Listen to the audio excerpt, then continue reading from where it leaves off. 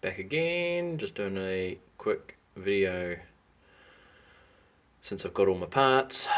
The Dakota Digital dash is 90% installed and 90% working. Let me just... Sorry, I've just got a light here, it kind of gets rid of some of the reflection. So yeah, we've got voltage. I went with the blue background.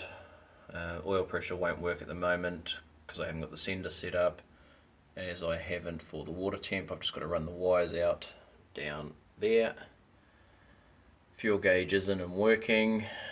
I have just finished the handbrake, so that is actually the little caution handbrake light which turns on and off using the factory handbrake.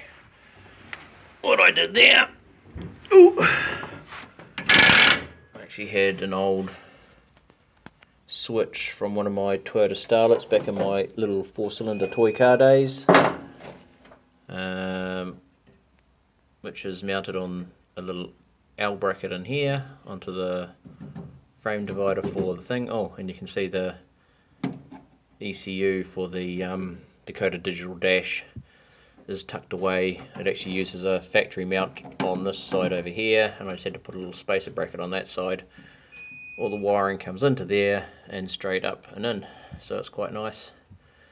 But as for this, yeah, there's my little contact, no contact for the handbrake, just sitting on an L bracket, so when the handbrake comes down, I'll try and get this. You can see there, hopefully, that is moving, so contact, no contact, and then as I pull the thing out, obviously it makes contact. So that works, quite a treat. Just got to put a little bit of paint on it. What else have we done? Vintage air, so I've assembled and installed the vintage air, checked all the grommet holes, checked all the mounting holes. Basically just need to paint the firewall, and then I can actually get the bloody thing mounted in there, because I don't want to have to paint around all the screws and all the plugs and wires that come out of there. Oh, I've mounted my OBDI 2 port for the factory ECU, so I've mounted that on the other side of the handbrake thing, so just a couple of screws going through so I can plug in the HP tuners module nice and simple. It does just squeeze into there. And when you're sitting in the truck, you can't see it. You can't see anything with the glare of that light, but you get the idea. So yeah, you can't see it. The module's just down under there. Oh, better turn that off again. Oh yeah, the dimmer works. So if I turn the lights on, it dims down. And the high beam works as well.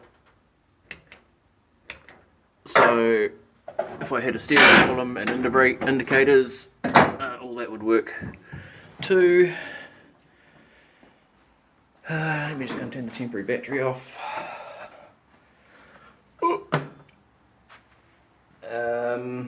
Oh yeah, I don't know if I covered off the rad support mounts for the intercooler, the air condenser. They're all welded up now, and I'm just working on the ones down here for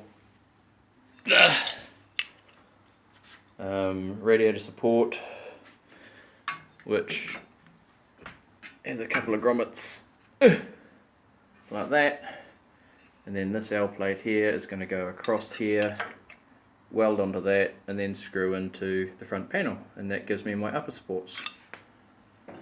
So I've just got to finish making those. As I said, I've still got to paint the firewall, so I haven't mounted any of that. So really what I need to do is take the engine out,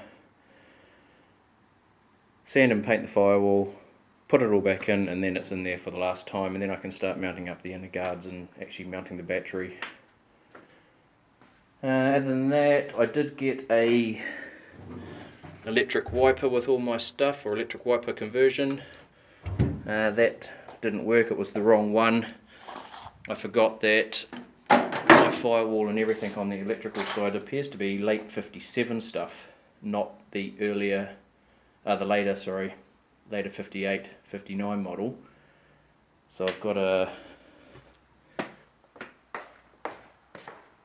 single wire power feed which comes off a switch, so you switch it on, and then the earth is simply controlled by this little bracket here moving backwards and forwards on the twist cable. So yeah, there it goes. Can't do it one-handed, but you get the idea. So I'll just have to clean that up and see if I can find a second-hand one. It does work, I've tested it. So yeah, that's where we're at.